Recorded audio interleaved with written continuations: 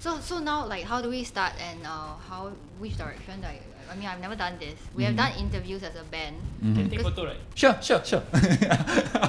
Because when Saifu told me, I was like, oh, okay, great, you know. Because we do have band interviews, but then it somehow just comes to me as like the story, the backdrop story, and then from there it just the band decided to take a back seat. Then it's not so much of the band anymore. Then it became me, which is not the main purpose of the interview. Because I think being the only girl in the band, that happens. Like, you know, do you sing in the band? Are you the singer? You know, that's like, yeah. Then I think that kind of pisses Saifu off, because then you don't really know our music before ever interviewing us. Because if you ask the first girl that you see in the band, it's like, do you sing in the band? I think that's the stereotype, right? Correct. Being like, oh, okay, are you the girl, so are you the singer? Yes. And things like that. But I know that you are like the keyboardist. Yes, okay. So I do my homework. so I know that you all have mentioned like Saifu being the brains of the. Yes, correct. Yeah. So, yes, he is. Yeah. So okay. Have we started? Yeah, we have started recording. Oh, okay. So here's this question that I would like to ask, right? Like, how, I suppose I want to go back to the origins and start chronologically. Can? Okay, so Sure. how do you, your husband, your Saifu and Song and everyone comes together? Okay, so Saifu and Fandi were from VS. Okay, they were like teenagers wanting to start a band. So originally there were like other people from the original band called Super Spy. So it was like a teenager band thing. So then when Saifu went abroad to study, because Saifu is one of those MOE scholar that got a scholarship to go to London to study. So he went there, and then that's where the Flower Show Riots came about. So the sound is very different. If you listen to the first album and the second album, pretty much it's like us growing up. It's like pretty much like Saifu lah. Saifu is the one who wrote most of the material, so it's pretty much like Saifu growing up. So the sound was very much more edgy for the first album. So when they first three started, then they decided like, oh, okay, you know what, Fandi and Saifu were classmates. Then Song was a friend of theirs. So they had 3 person in the band. And some like sessionists, as like they come in as bassists, and some sessionists as singers. Then they decided to join a band competition. Okay. I think it was Power 98. There was this band competition. Okay, and yeah, so I know of Saifu in school, in uni, because we were all teachers. I mean, I am still teacher. Okay, Fandi is the only one who left the service. Okay. Okay, so Fandi is with another ministry now. So 4 of us in the band are teachers. So I met Saifu in school. Okay, in NIE when we were training. And then he happened to be the art faculty. So they were already, they know each other. So one of my lecturers was like, hey, I think you should meet who and who. Because like there's this vibe that seems to click. So I think maybe I should just introduce you guys. Then we were like, okay. I was very, when I first read, Saifu used to have a blog where he blogs about anything.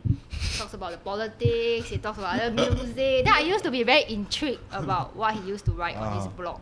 So then like... I feel like Saifu is like the punk guys, but got grown up, like kind of, or at least the photos. So and he the way he writes, I don't know, it's just something about the way he writes. So I have no musical background at all. So I was dating Kai, who is the bassist, and then they needed a bassist, so they asked him. So it was supposed to be 4 of them to join this band competition. Song, Saifu, Fandi, and Kai. And I was just outside, being the girlfriend of the bassist, just outside the jamming studio. So they said, we needed keys because they are playing a Killers cover. So we needed keys for this Killers song. So what was the song? Sorry? Do you remember what's the song? What's the song? I can't remember. So it was a Killers song, so they needed a keys, the keyboardist to just press some keys. So I was like, so they came out, then they said, you come in, just press something. I was like, what? Press something? Then I was like, they said, yeah. So Saifu showed me the keys. So that was super alien to me. So Saifu said, when I point at you, you just press these keys and just sustain until I say like like stop, then you just stop. Then I was like, okay, I think I can do this. So every time I'll be looking at Saifu will just point at me, then I'll just press that particular key that he keeps asking me to press. Just one key. So after that, we just went to join a competition with that killer song. And then we went there, and then we joined, and then we got to the semi-finals. Then it got more serious, because I was like, oh no, I can't be just pressing one song. Then they need an original song as well from the band. So they started playing original songs and stuff like that. And I was like, okay, this is getting serious. Because I can't just learn one key, right? So I decided to go and buy those piano fingering chord book and buy stickers. And then I color code the songs by stickers. So these are the keys I need to press for this first song. So it's all pink. Then after that, so I cannot use. So every time before the set starts, I have to go there and like busy sticking the stickers on the keyboard. So that's something that I think a lot of people didn't know. Then we went into the finals. So we got into the finals, and then so that was how I just like behind the scene try to rush and learn whatever keys that I could understand from whatever the songs they were playing, because sometimes it gets frustrating because in the studio they are like musicians. Some of them are schooled. Song is schooled, right? He's classically trained. So both of them, like all three of them, like Kai himself has been in the local band scene for a really long time, since his early teens, right? And Saifu and Fani has been playing a musical instrument for like I don't know how long. And I am the only one that I don't know. I just placed into the studio to press one key. So I was very stressed, and whenever they come, like timing, and because it's not about pressing key anymore, it's about timing when to come in and when to stop, right? Because Saifu can't forever be looking at me to give me the cue. So then what happened was, then when it got a bit frustrating because then they will start to speak some musician language. Then I will be like really lost. Sometimes like even now, like sometimes like when we play in a jamming studio and they will just naturally start playing a song, right? Assuming that I will know which song. Like if anybody will come up to me right now and tell me, oh, Veralina's album, right, they play a tune, I won't be able to recognize the song. But I love every song, but I can't recognize the song at all. So they will start playing, then I'll be very lost. I'll be like, what song are you playing? Which song? Can you all hurry up and tell me which song? I can't play, I need the chords, right? So then after that we came in fourth. We didn't win. But it's like I don't know what happened, it just exploded into this, like people started approaching us, and then we started playing like really mini gigs here and there, and just things started coming. Brands started to like approach us and like to do like sponsored shows, and we started flying overseas, and amidst all that then I fell sick, and that was the start. And when we won the band competition, that was also pretty much like the same time I found out that I was sick. But then I knew that the band was going somewhere, right? Then I cannot like say, guys, right, I can't do this. So I just decided to just do whatever I can with this time that I had with them. So we were together for 10 years, and then we did our final show in 2015. We started in 2005. Okay. So 10 years. So here is because it sounds like it's a roller coaster, right? It is because we kind of grew up, and there were different things that happened in the band. Some personal stuff. Some people were going through some things. So like heartbreaks and stuff like that. And then I also had we also like got married, and I had a premature baby who has a medical condition. So a lot of things just like rolled into one. I was falling sick, and then I got married, and then I have a child who is medically complex, and then things just change. It's not so carefree about like when we first started. We just wanted to play for fun. Just go to jam for fun. Even we go to like last time there was this Prince of Wales, this pub. We played to 6 people and we didn't care. Is that Dunlop Street? Yes. Oh, yeah. So we played, and then I still remember Saifu was waving at people and asking them to come in because there were like only a few people. If I add together with the bartenders, probably like 6 people in the whole place. But what matters was just always been like we just have fun, right? So we didn't really care. But then I think along the way we kind of like grew up, and then we had like different things that evolved. So the sound for the second album, if people were to listen to the first and the second, they realize that there is sudden dip of energy, and it seems a little bit more mellow. So I think that was the transition of us growing up. Because I remember like listening to a few songs from the first album. Okay. Then the second came in. Yes. There's a tonal shift as well. It got a little bit deeper. It got deeper as well. And a bit darker in yeah, the tone. Yes, yeah. yes, So yes. I do not know what's the headspace with Saifu and the band was in at that point of time. So I'm just curious about like how like is it a significant thing that you just come and sit down? Like is there like a hey like what's happening and stuff like that? Okay, musically I really cannot comment much, but I know like the entire album, it really depends on Saifu, where he's at. I think it's pretty much like a soundtrack of his life. Yeah, because like the materials are mainly from him. So he has a tune or something that's in his head, he will bring into the jamming studio, and then the guys will with whatever, obviously not me, because like the three guys were like, oh okay, maybe we can add this and stuff like that. Then for the second album, it was like things were not going as fast as we wanted, because people were expecting a second album after the first being so well received, right? So there was this lapse. We actually booked a chalet, try to be what other bands do, lock ourselves up 3 days in like a Changi Loyang chalet, and try to like, let's just force ourselves, right? Just face each other every day and try to come up with materials, and that didn't happen as well. I remember talking to David as well from Electrical. Okay, is it something similar? He felt like he need to rush out the second album as well. After the first? Yes. Then the third one as well. So he got burnt out very quickly as well. Yes. So he just, because it feels like, oh, you need to live a life before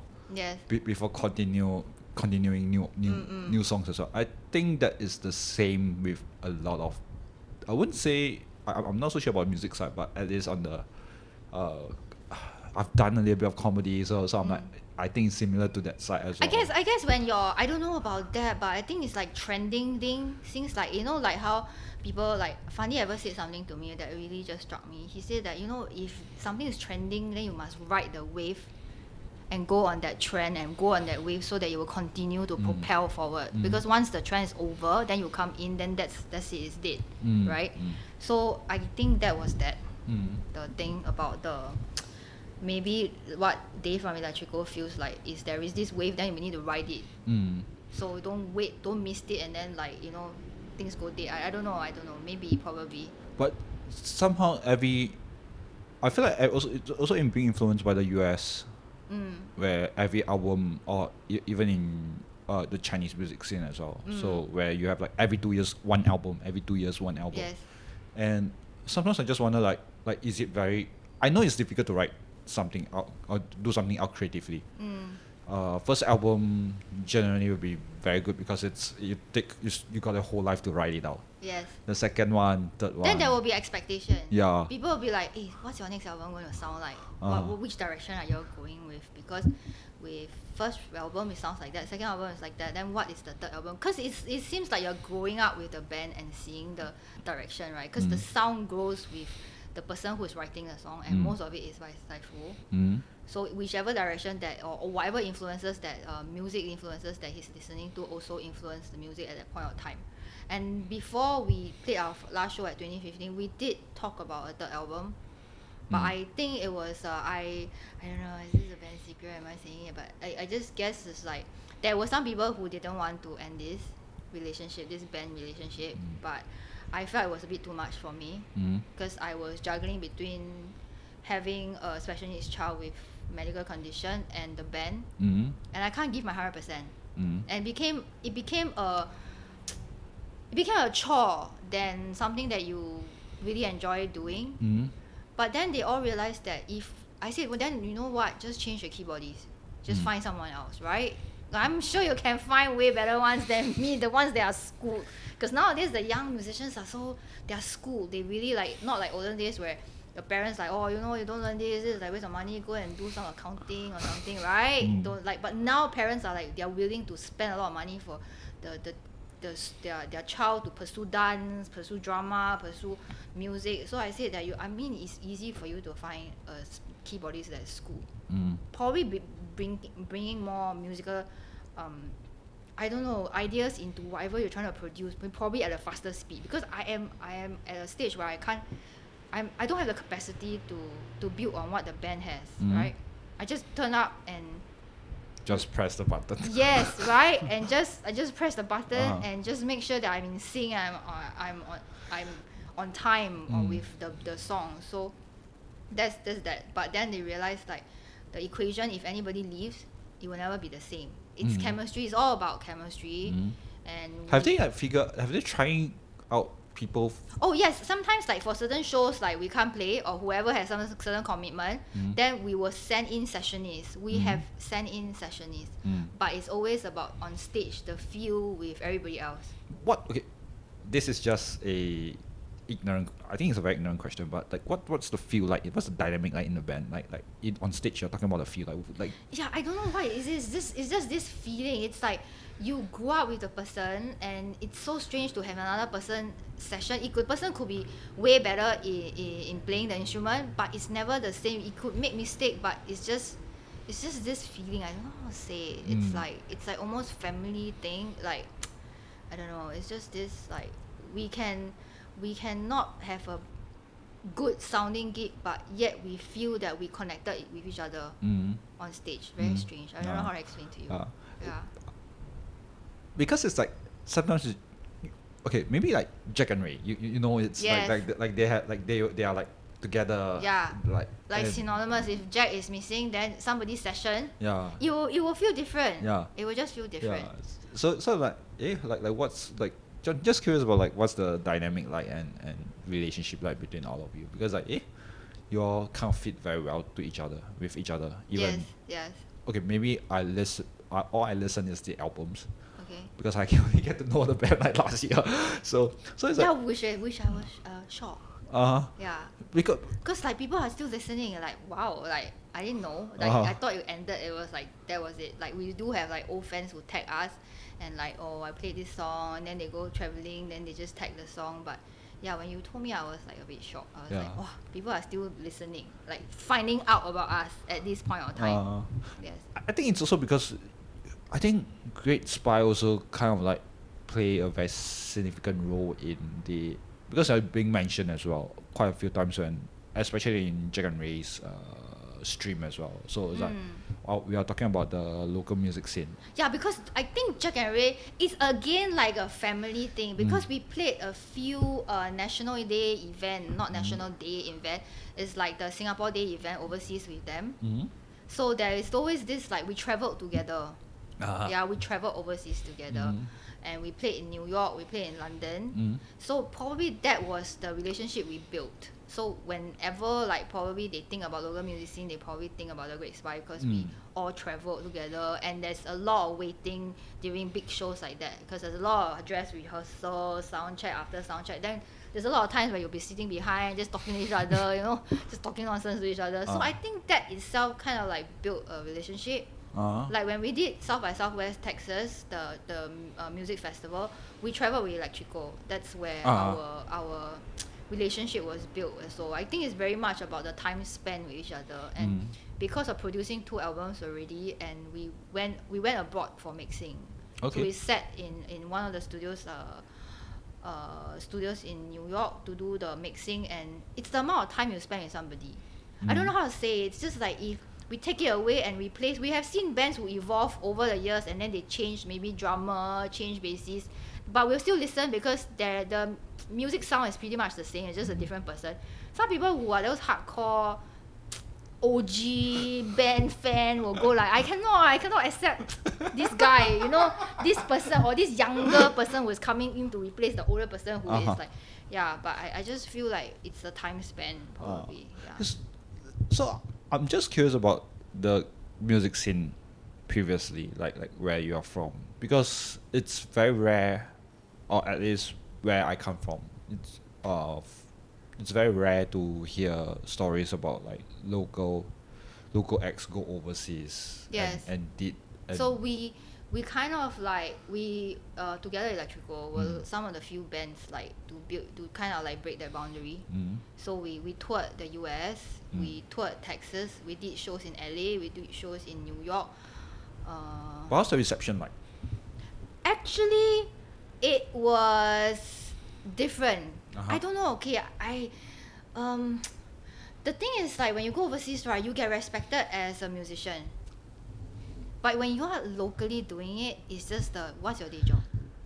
People will definitely ask you what's your day job, right? And then like, oh, I do this, and then, oh, my passion project is this. But they don't question you overseas. Probably, I don't know how it is overseas. It's possible to live a life being a musician or actor or comedian or whatever. But I just feel like when we're overseas, the amount of response, like the open-mindedness is different. I find that, oh my god, people's gonna hate me. Like there's always this skeptical like locally made products. Even like I just think that we are not embracing the kind of things that we have locally. We the amount of attention we give overseas band is like how we feel when we travel to overseas. The amount of attention they give us. Is it because of novelty, or is it because it's like just local, it's just not as good, like I don't know. So I really feel like we had this conversation before, like what is it like locally made product versus some like I don't know some other countries like product. Is it that we feel that locally with this product is as like, oh okay meh, but then if like another foreign band were to come, like a bigger band were to come because of their I don't know their review or their travel of world or whatever, then they get more response. But overseas so far, like the response we get is just I don't know whether it's novelty lah, because sometimes when we tell them we are from Singapore, then they're like, oh okay, which part of China is that? oh yeah.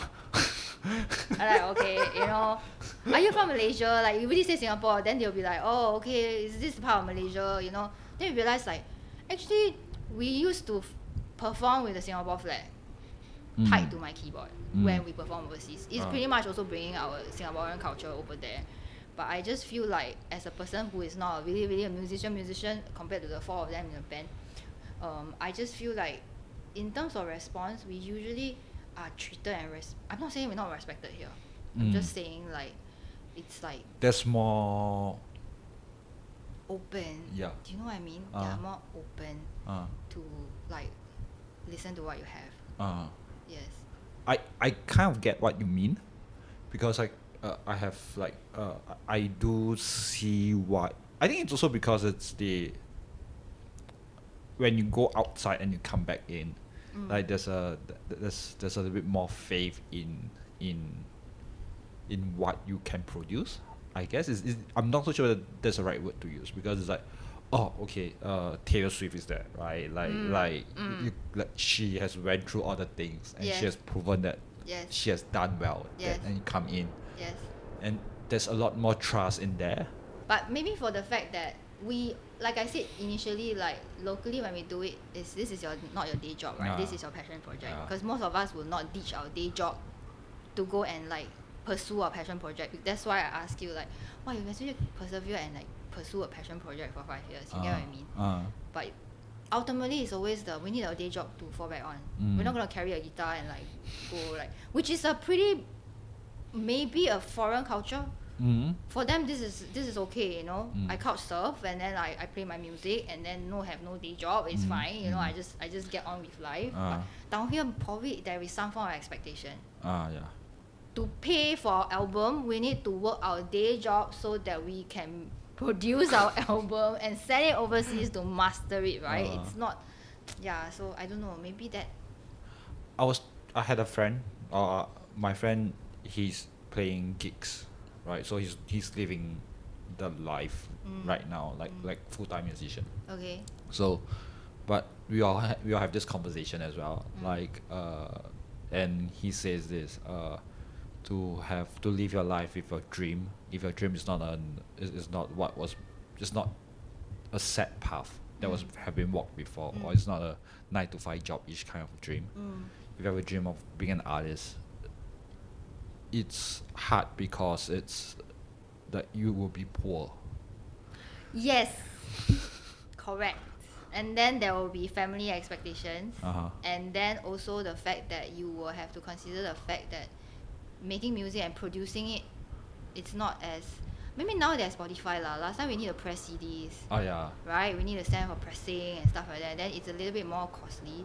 But I just think that it's very rare that people here just ditch their day job and just pursue the passion project, which did cross our mind a couple of times. Like at the peak of like where we were, I mean, I have to give props to the local scene and the fans. We do have a very strong fan base that grew up with us, you know.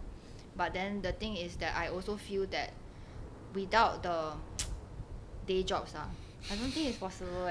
But we really did consider, like, you know what? Let's just quit, do it 2 years, like go full in 2 years. If we fall flat on our face, right, we just go back and find our day job. But I think Fandi took the step, but the rest of us just stayed on. Oh, okay. Yeah, we didn't like do it. I think it did cross our mind lah. It did cross our mind to really like kind of pursue this full time. Oh, okay. Yeah. What's stopping you though? Is it the money or is it the finances or is it? I think it's a lot about, I don't know, when you grow up, then everything needs money, right? Oh yeah. Huh? Oh. Right? Oh. Everything needs money, and then you have kids, and then like kids are expensive. And then everything here is expensive, and then you want to like still be comfortable and not struggling, right? And then there's a certain expectation to that, I guess. So it's hard. I want to ask about you because you came in, then you realize you got terminal. You got Okay, so I have Hodgkin lymphoma, which is blood cancer. So when I found out it was stage 2, okay. so I had to go through chemotherapy, which will affect my looks, my appearance in terms of my hair and stuff like that. And I think I didn't really consider, but I was struggling personally lah. Like, you know, and I just graduated, and then this band is going on like I didn't expect us to win finals from me pressing the keys to like, okay, then what is going to happen now, right? So I think I've always been the kind, I don't know whether you call it reckless or what. It's more of the just do it, don't regret it, just do it first. If you really cannot, then you fall flat on your face. Then if you break something, then we'll see how it goes. You know what I mean? So I jumped in. So there are many instances where because we have many gigs being scheduled, and then like I have chemo in the afternoon, and then I have to suffer the side effects because the chemo is a 6-hour chemotherapy session, and the drug will cause nausea. Then I'll be very nauseous, and I feel like puking. But then I'll turn up at the gig with the face blue and green and whatever. I'll finish the gig and then I'll go back and rest. And it's very taxing on my body, which is not very good because I'm not resting as much as I want to. And then But what keeps you going though? Like I go, oh okay, is it the responsibility of the band, or is it because it's like you be there then you just got away, the symptoms just got away? No, it didn't. It didn't get away. The symptoms was there like proper, but I really think it's responsibility. I'm one of those people who like I can break something. Like for example, like I went for a dirt bike trip and then I fell from my bike. I broke my elbow, but then I don't want to be the burden that stopped the entire trip from moving on. So I continued riding in that trip with the broken elbow. So it's just my motto is just like that, my life motto. I don't even call it a life motto or not, but I just feel like I'm fully responsible now. So then it's at a peak where the band is going somewhere. Okay. So then obviously I started with like the first few band competition photos, my hair was very long. Then I had to shave it off because I'm starting to lose hair, right? Then there was another group of like fan base because people would be like, she's very androgynous now. You know what? I get girls approaching me in the toilet like, okay, you look super punk rock, like your hair, you know, like the way you look, like. Plus someone with the EG song that's playing. Yeah, so then then we started tapping into another fan base. Then it's like, but I've never tried to show what it was behind the scene. But do you? Okay, I'm curious right now. Is like, do you review like what happened to you, or just the news that come out after the band got disbanded?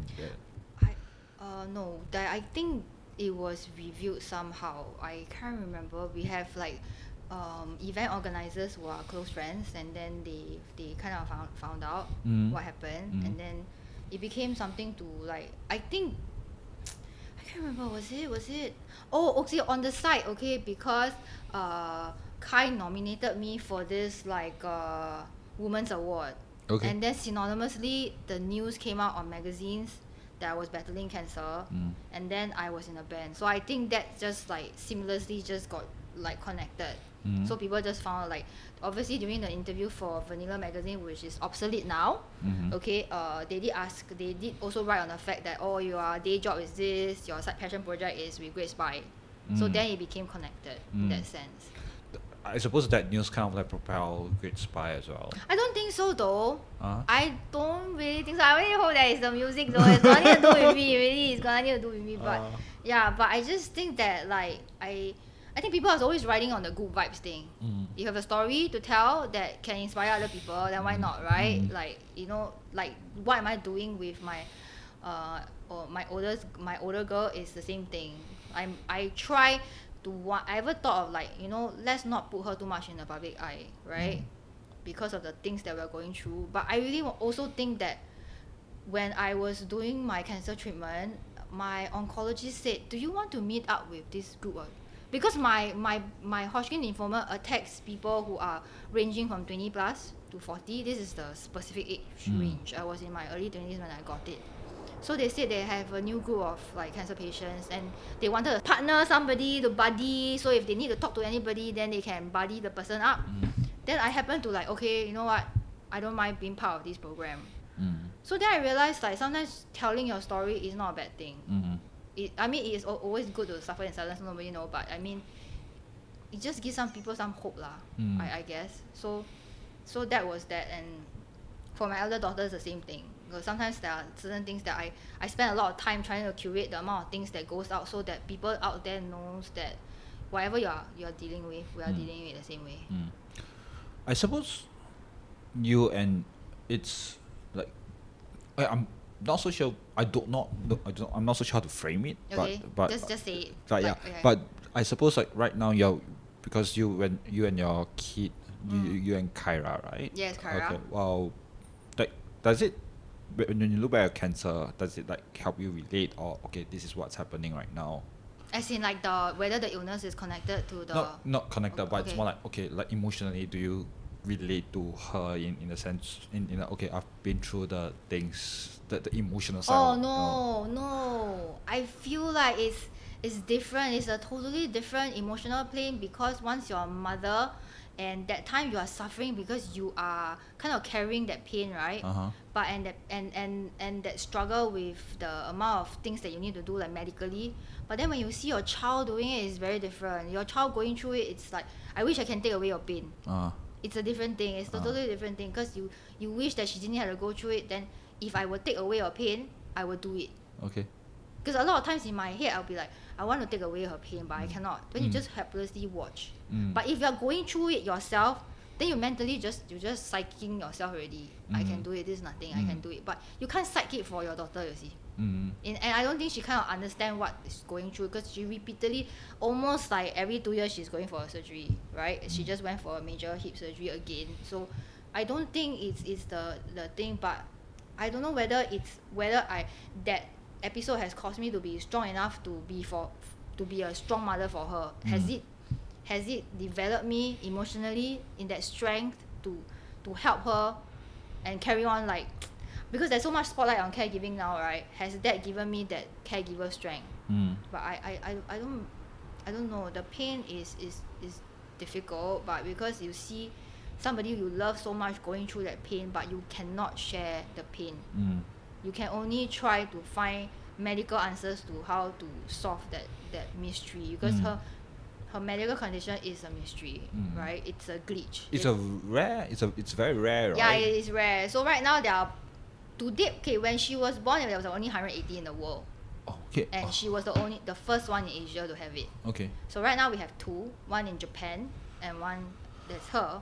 And worldwide it's about coming 400 right now at this point.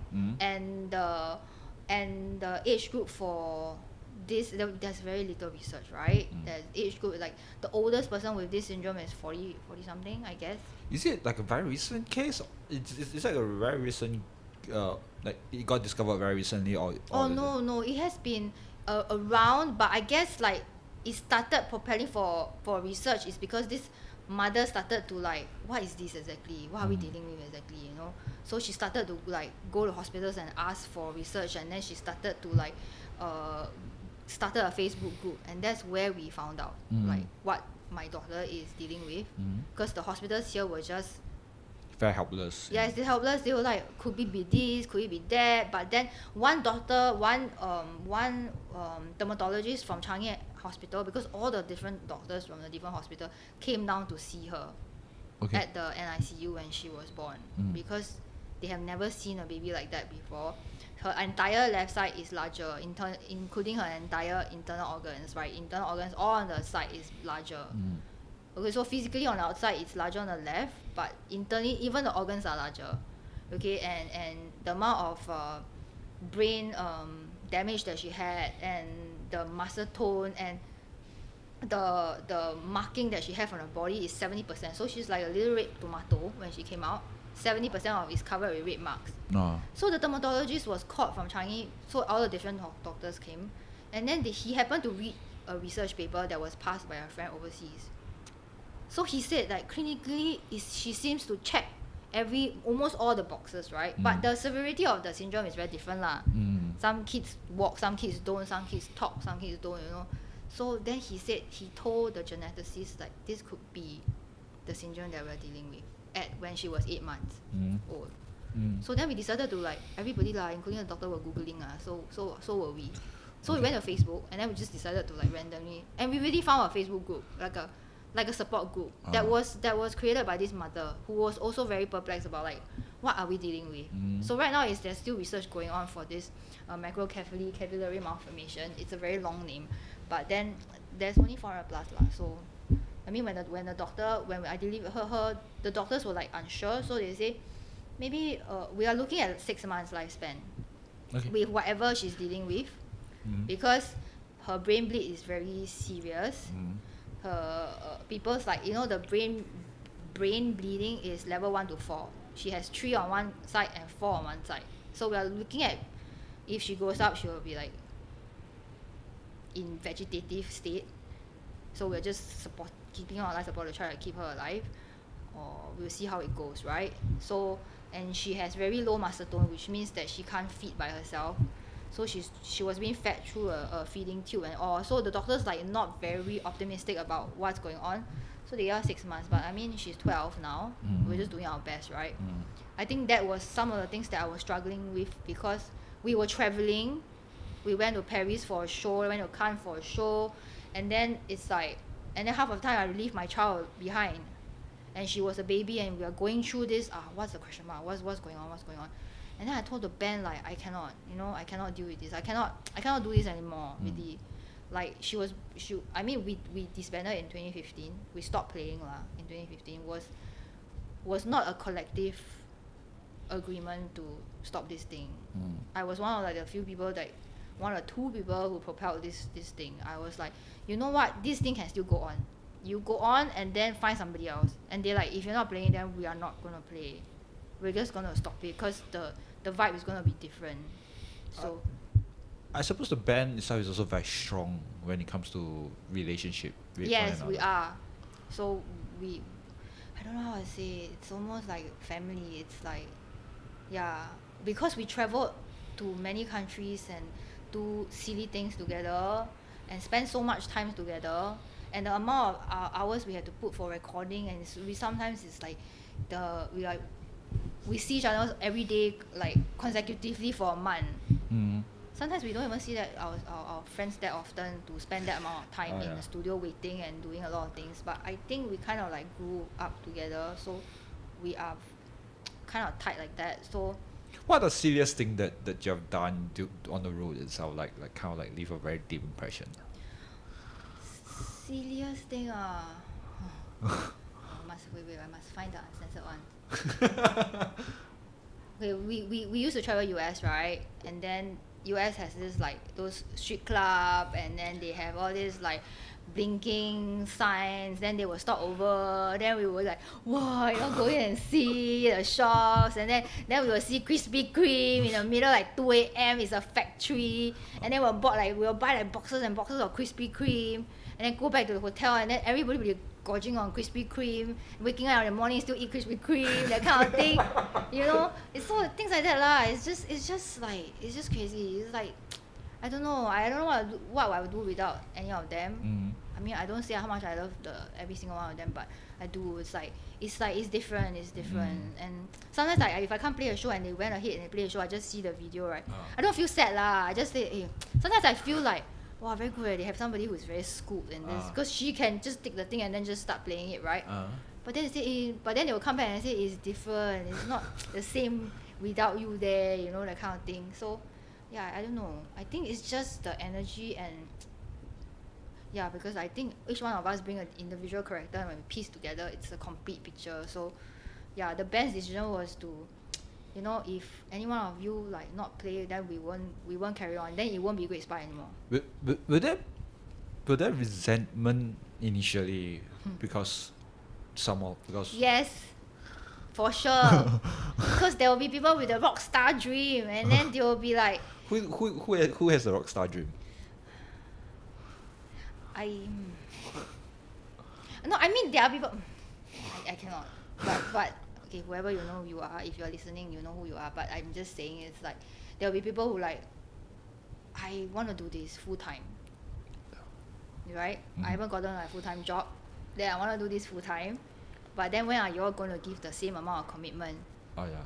But then in my head, I'll be thinking, it's always hard for us to kind of understand people's situation. Like if I don't have a kid and I look at somebody with a child, and then they go through a lot of like struggles because trying to like match up with parenting, and like you realize that you don't have any me time anymore, and then you're struggling with schedule and meeting up with schedule and everything.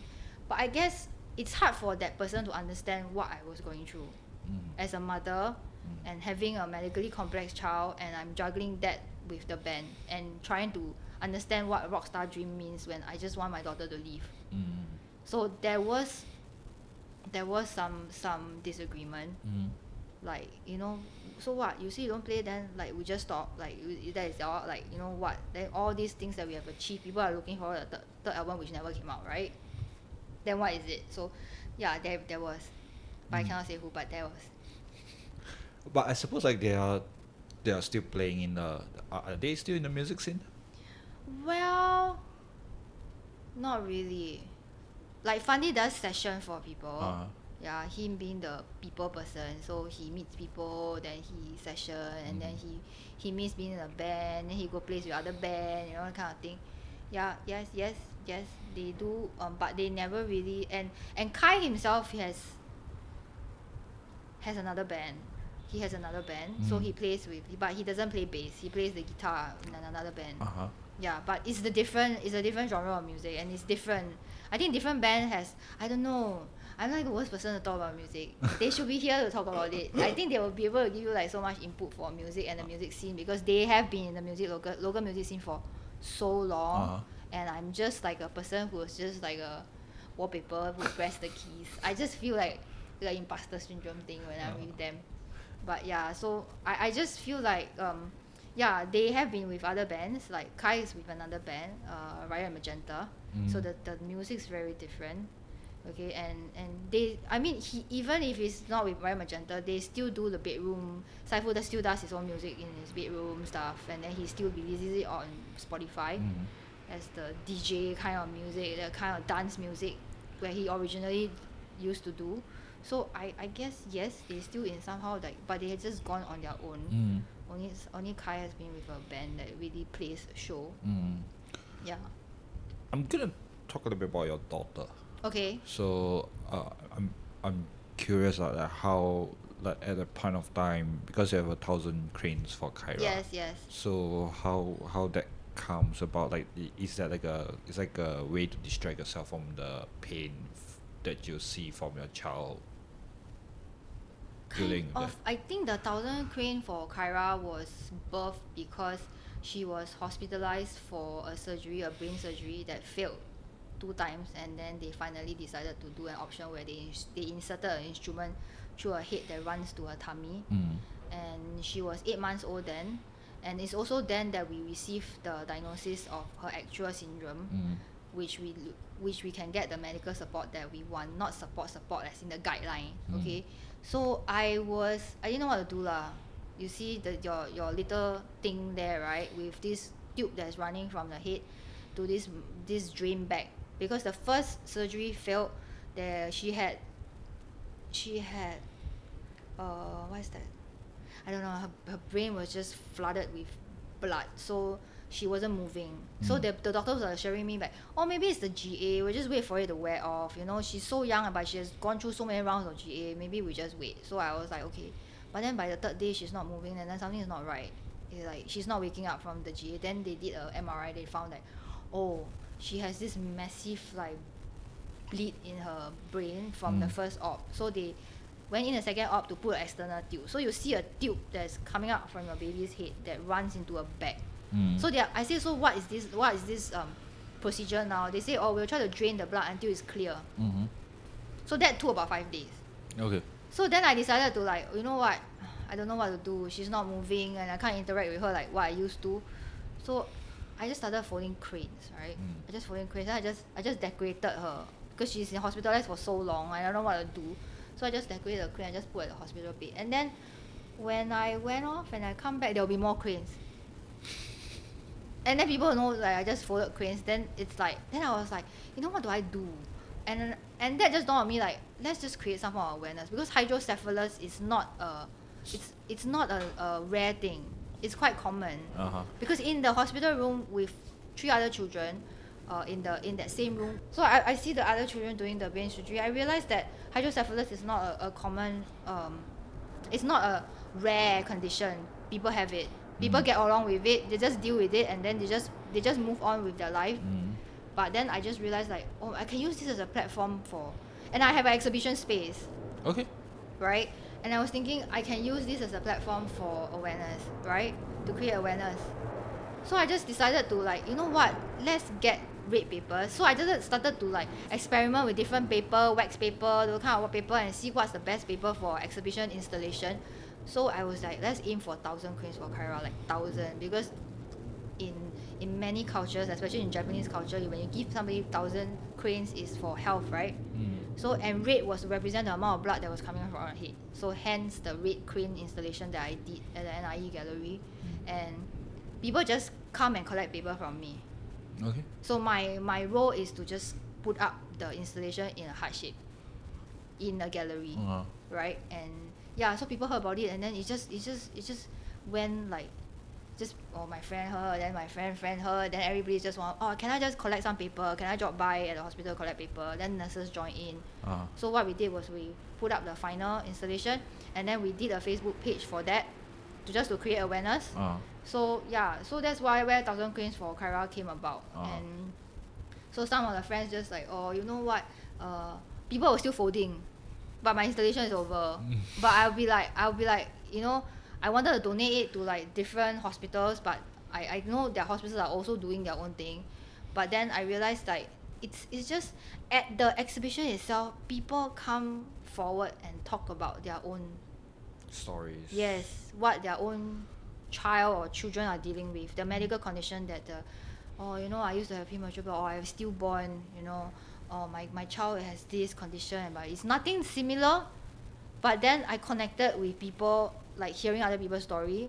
I think some people just need some kind of outlet, because it's like, I don't know, it's like every time we share something and it gets out there, people will contact me and then just like, oh, you know, I'm so glad I heard your story, because I really don't know how I actually gone through those days, but listening, like knowing that somebody else went through the same thing, it's not a collaborative like everybody suffer, let's suffer together thing, but I just feel like it is just there is someone to hold your hands metaphorically, yes, to be there with you, kind of understand what this pain is. And I can't say it's a noble thing, but I just feel for these people. And if they reach out to me and I could be one person will just listen. I can't do much, right? But knowing that we are here, you want me to listen, then why not, right? We can make friends and just talk, right? So some of my like friends on Facebook are just because they are hospital and they are next door and they make space. And then sometimes Kara goes to the hospital very often. She goes to KK very often, and then I get some mothers that I don't recognize coming to me like, you're the mother who's been folding cranes by the bed, right? You're that mother with the then I say yeah, then just check out 1,000 crane for Kara. Let's get connected.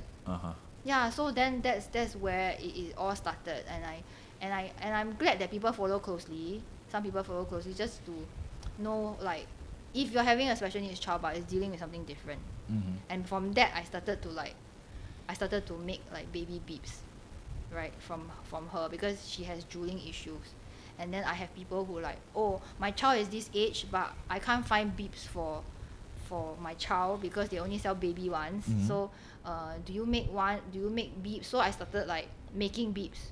It started with like I wanted to make beeps for Kyra that has like market has no this kind of size, right? It's either for the elderly or for the babies. There is no like in between for like 7 and above. So I started making beeps for, also again with no sewing experience, just again pressing keys, and this time pressing foot pedals. But yeah, so I started to like look at all the videos, like how people sew this and thing. Then somebody bought a beep, so I just undo the whole thing and then started studying the parts, like how people actually make a beep. So I just started making beeps. Then I started a beep company called K Beeps.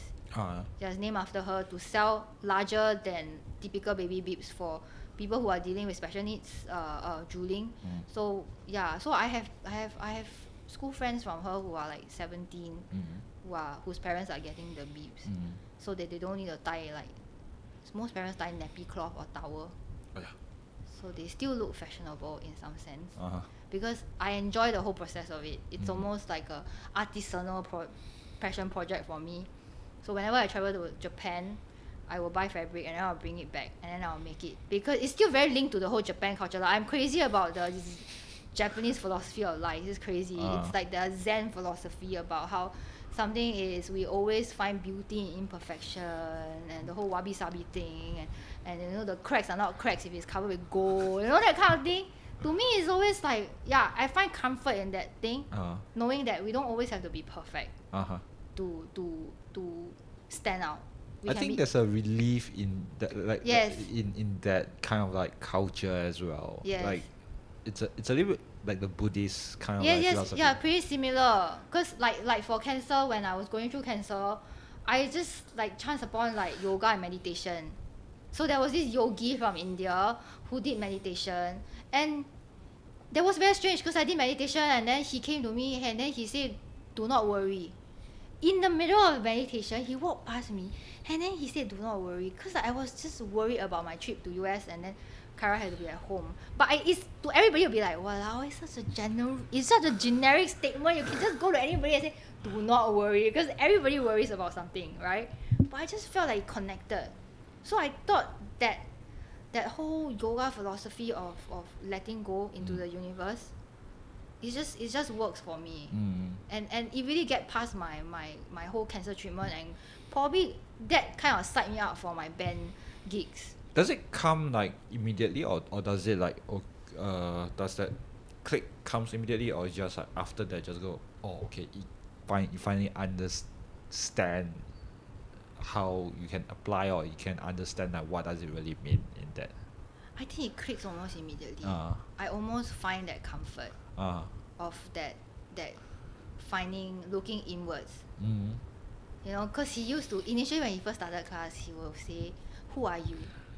You are not this body." Then I will be like, what is this? Like, I come for yoga class and then you are not you are not your body. Yeah, I'll be like, okay. You know, I was quite skeptical because he was somebody who was very different, and he was like, "Oh, you're not this body, you're not here, you are this thing." I will be like, okay, can let's see where he's going with this. But then I realized, like, okay, yeah, but it does make sense lah. Sometimes if we put too much energy into what we are feeling, then we're just feeding it. So I tell myself not to feed it. But I will give my full burst of energy if I feel really sad. I will just go right into it and dwell into it, right? And then after that I'll tell myself, okay, enough. okay, enough already. Can please exit from that frame of mind. So yeah, so that's how I get past most of the things lah. Do you, if there's a reset button, right? Do you want to, like, is there anything you would change with your life? Oh, yeah. Reset button. Somebody ever asked like you, or, you know, is this the same question as what will you tell your younger self? Like, Oh yeah. Is it the same question? Something similar. I think it's pretty much like my childhood. I would think that I would want to know that I'm loved in whatever situation. Sometimes it's always very easy to fall into the mindset like, why is this happening to me? Is it karma? How do you grow up then? Like, I'm just curious because the way you tell. Okay, my dad passed away when I was really young. Okay, and to me it was difficult because I kind of pretty much grew up in a single parent family with my mom kind of bringing my brother and I up. But my father has always been a very tough love person. Okay. Yes, he has always been the, you know, let me teach you how to swim. They bring me to the swimming pool. Then see, and the pool has many fishes. And then he will be run then far back and then kick you in the pool and then see you struggle to swim, that kind. And then like finally then he will kind of scoop you and then like, see, that's the way you brave everything. I think that kind of lead to many things that I do now. It's always sometimes I'll be like, it's the deep end of the pool. I don't know how deep that is. Let's jump first and then think that. I don't know whether it's correlated. Now that you ask me, I really think it might be correlated. Like it's always the don't be scared, you know, just go only. If you fall lah, you fall, then just pick yourself up lah. Because my dad is not the kind that you fall down, oh okay, where fall down, where pain. No, the get out now, no crying, no sound, please no sound. Then it's like, you know how parents like, you don't cry don't sound I don't want to hear any sound. Then you'll be like you're sad but you're in pain but you cannot cry. So I think that tough love kind of like made me who I am lah. Yeah, I think so lah. I'm not encouraging that, but yeah, I just think that is. But yeah, I just want me to know that like then is that you are loved like in whatever situation. Stop looking around for it. It's here. It is the who are you? I am me. I am loved. Yes. So I think kind of connected because I spent a very big part of my life looking for love. Because Asian parents they don't tell you I love you, how was your day in school, you know, have you had a good day? But I do that with my kids now. I think I overlove them because like I just like I love you. Then my daughter will be like, my youngest daughter will be like, okay, I love you, mommy. Then I will be like, okay, I really love you, no. Like okay. But I think our Asian parents are not that receptacle with showing love. Their showing love is you eat already. Then let me cook you something. Do you drink water today? I have herbal tea. You want herbal tea? You know, that's how our typical Asian parents are. So yeah, I just want me to know that I'm loved lah.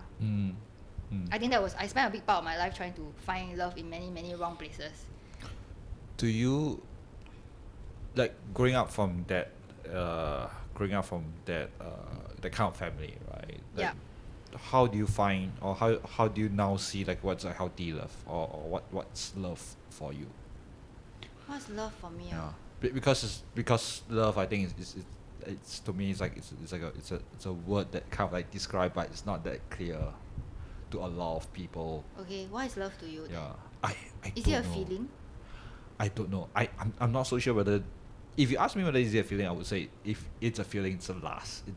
It's lust, right? But it's more like it's kind of like responsibility where you know you can rely on, you can say something safe and secure. I think it's like it's a give and take with someone where you have a relationship where you can like trust that person. Okay. When you are down. Okay. Then they can trust you when you are down. Okay. That you can form a relationship with. Okay. That it's intimate. Okay. Rather than just like when I say intimate, I mean emotionally as well. Yes, that you yes. can trust them personally. Because I've never really thought about like what love is. Yeah. But I just like let's say for example back to where I felt like love is just you. that is the center of everything. If you love yourself, then you make it very easier for people to learn to love you. Because once you show any sign of not loving yourself, then other people will find that crack. They're not gonna cover it with gold, okay? But anyway, they're just gonna just find that crack and then just feed on that. So I try not to go into the mindset where it allows negativity to feed on it. When I see it, I'm able to like recognize it in my head, but I don't try to avoid it. I try to face it. I face it. I know that it's painful. I know how it feels. I go full blown 100% on it. Then I tell myself, okay, I need to remove myself right now. I might revisit that very dark space, but for now I will leave that space. Okay. So that's how I deal with things. I try not to avoid it.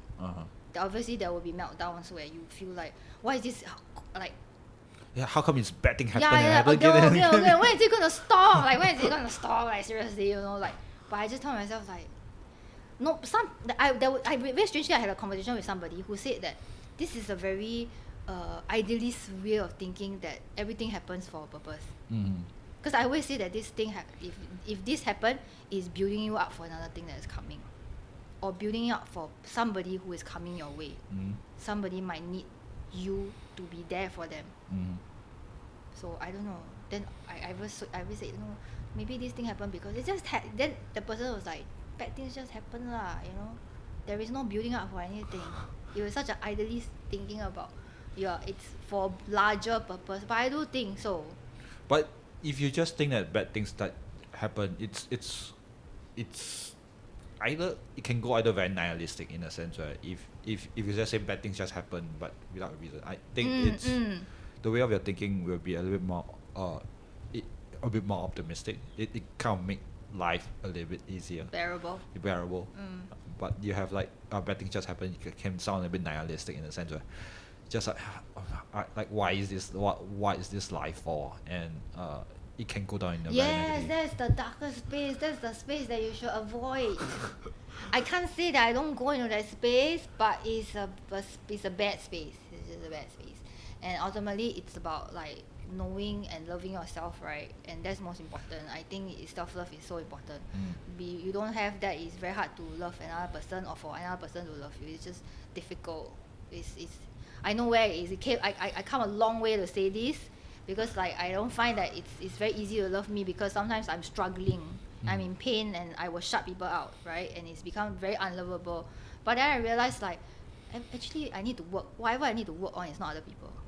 Because you'll be asking, why is it so hard for you to love me, right? But then you realize like, it's here. The thing that you should be working is yourself. Then you'll become so invisible that you don't really care about it. I don't care what you feel and whether you love me or not. I don't care, you know. But okay, so here's this one thing where I want to ask is, how do you go about doing self-love then? Like what's the path, or what's the direction that you would think, okay, this works for me when it comes to self-love? Okay, so for example, right, I okay, back to that very strange yogi. He said, you know, to love yourself, okay, is to read good books, eat good food, speak to good people, and say only good things. Which it really struck to me. It really stuck on me. Really, because every meditation he will say, make sure you read good books, eat good food, everything. And then it's like, to me, it's like you have to constantly feed your brain and reprogram it. Right? You have to reprogram it in a sense that it will naturally be in a way where it goes haywire, where it goes the wrong path. But I think you just have to learn to reprogram it. I just find it interesting in the sense that when people say that do something good, and I've been trying to do this on my end as well. Okay. For example, like trying to, when people come in and just say, hey, I'm doing something good to myself, and I'll try to celebrate it in a sense of, oh, that's wonderful. Yes. And not bring it to myself, and I may try to relate to it. Okay. But never like, oh, okay, like, oh, and take the glamour away from you. Okay. That's how I would try to approach it. But somehow there are a lot of times where it was being like, because of the way you do things, because of the way I do things, it may like, oh, okay, it may either viewed as like taking the glamour with and not celebrate it, or maybe it's because of I grew up as well. So it's just a bit hard to like do with good people, but but still trying to learn how to like be good to people. Okay, like navigate. Yeah, navigate and all this kind of But stuff. whatever you're doing right now, isn't it a good thing? I don't know that, to be honest. Why? I think that okay, I would put it this way. Even when a very bad person wake up, Yes. I think they would not wake up saying, I want to do bad thing today. Okay. And I am afraid that I may be that kind of person that I wake up saying that I do not want to do bad thing, but in the end doing up some very harmful things to other people. Okay. Unintentionally? Maybe unintentionally, or maybe you have a huge brain, a huge picture that you want to do that may hurt someone else as well. Okay. So this is where I am like, okay, I am very consciously trying to like, am I doing good things? I can have bad feelings. I can have very negative emotion. Yes. But I must learn to let go. Yes. That's one way I try to deal with working on being better for myself. Okay. Is it like a negative energy, negative thoughts? Just negative, like when I drive, if someone gets like very angry, just honk for no good reason. I'll allow myself like 5 to 10 seconds just to get very angry. Yes. That's correct. Then after that 5 to 10 But seconds, you don't deny your actual emotions. yeah. Yes. Then after that 5 to 10 seconds, I'm just trying to see, is that like, okay, why am I angry for? Yeah. And just let everything go. Yeah. Because I've heard of people who do this. They'll be like, they just get really angry and then they will ask themselves for the next 5 minutes, right? Then they'll be like, does this person gonna matter to my life or make any changes to my life? Yes, it will if you let the person get into your head. Yes, it will start to take control of your life. But if this person will worth it, right? So I don't know. I guess like in some sense, like sometimes it's like you don't just come out and like I want to do good, right? There will always be negative thoughts, right? That will come naturally. We don't always have good thoughts, right? But I just think that I don't know, I don't want to go philosophical on this, but I always try to do visualization like techniques of like trying to visualize the brain can be programmed. And I'll go like, okay, there's something negative. I need to release this back to the universe where it came from. I can give you back the thing. So I visualize it in my head. I think it's so strong what our mind can do. But you have to feed it in, you have to reprogram it. Do you still do meditation? Or? I go for yoga still. So when they do the final Shavasana pose, I always tell myself, because they always say, so set an intention for your practice today. Then I'll tell myself, what do I want? Like I had a bad night with my daughter because she's in so much pain, right? So she wakes up every 10 minutes crying because she's in a brace and she's trying to sleep. And then I don't have much sleep, right? Sometimes you get frustrated because you just want to sleep, right? And then you're not sleeping, right? And then you see her in so much pain, but you don't know how to help her, right? So then you go down there, okay, today I'm just asking for calmness, or I'm asking for patience. Then they say, hold that thought in your 60 minutes practice. Then I'll hold my thought. Then when it comes to the end, I would say, whatever I'm feeling, right, I'm giving you back. I'm releasing it back to the ground that I'm lying on. It's very, I don't know, it's not meta anymore, it's just very strange. Some people don't subscribe to this, but I do. I think it helps me so much in mentally trying to be very strong with whatever I'm facing. I can't find other methods. Other people might have other things to overcome whatever, but this worked for me. Like mentally visualizing, like like where you want to go, where you want to be for the next like 2 years. What's your goal? So I used to do visualization board. Okay, I should visualize. I cut for pictures of like where I would like to go and what I would see myself, and then I mentally visualize. So I mentally visualize. I don't need to meditate. I could be driving, but I just have to mentally visualize it. If it doesn't help, right, then I probably chant it like some xiao ding dong, right? But I'll just say it. I want to be happy. I want to be calm. I want to be happy. If you keep saying it, right, then you're just sending message, subconscious message to the universe. It will come back like a boomerang, right? That's how I feel. So you just have to keep feeding that. But if you're like I'm angry, I'm really like victimized in this situation, then it will just boomerang back to you. it's hard lah. I can't say it's the I can do this every day. Obviously, I get angry. People honk at me, and then they are at the wrong lane, and then they are at fault. But then they honk me, then I'll be angry, of course. But I'm just saying, like, do this take this. I still remember Fanny. Fanny was like, you have a bad day, you wake up, you go to the mirror, you stare at the mirror, give a bigger smile, and say, good morning. Then I'm like, yeah, correct, right. Because that's Fanny is a happy-go-lucky person. Nothing gets him down, right? Mm-hmm. I'm sure he does lah. But he just say, I say, how you do this? How you do this? Then he's like, I just go to the mirror in the morning and go like, good morning. Then I just give a bigger smile. Then I say, yeah, I don't do that, but I do it in my calmer way. So I do visualization. I visualize. Sometimes I don't know whether it boomerang back, but it will come back in a different form. Mm-hmm. Obviously, it won't be the same way we want it. But I just think that it's reprogramming and just sending the energy back. And then it might not boomerang back, but it might affect the people around you. Mm-hmm. And then it will come back to you. I feel like Funny is like the fun guy. Yes, he is. Yes. So each one of us has like a different character in the band, right? So yeah, Funny is the funny bone of the band. So Then Kai? I don't know. Kai is the muscle of the band. I don't know. Like you talk about vitamins, you talk about bodybuilding, you talk about exercise, you talk about fashion. Then he will be the guy lah. Then you? I'm Because I'm now curious about like talking about characters in the band, so I'm just like. I'm probably the one that is like I'm not gonna say mother of the band. It's just the girl of the band who goes like, oh, you know. Sometimes, like, from a girl perspective, I feel like this is what I just give the girl perspective to things. Mm-hmm. Not say I'm a girly girl, but I'm just saying that I bring this law, I bring this philosophy, I feel. It adds a different flavor. Probably. Yeah. Because, like, I don't know. I just feel like each one of us has our own character. Mm-hmm. And if anyone is missing, the equation won't fit very well anymore. Then what about song? Like how is he? Song is a Chinese hippie.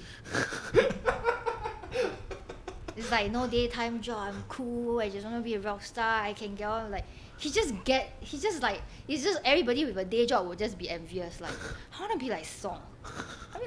like just yeah.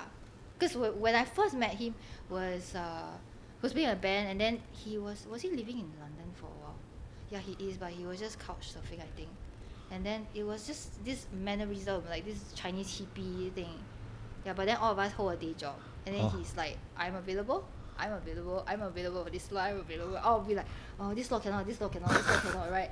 So yeah, so Song is like the other Chinese. We always say he's the other Chinese in the band. We have 3 Malays and 2 Chinese, so the other Chinese in the band. Okay. I'm going to end this podcast. Okay. And it's very fun. It's very nice. Thanks for talking to me. It's thank you for having this. Yes. It's really fun. Thank you.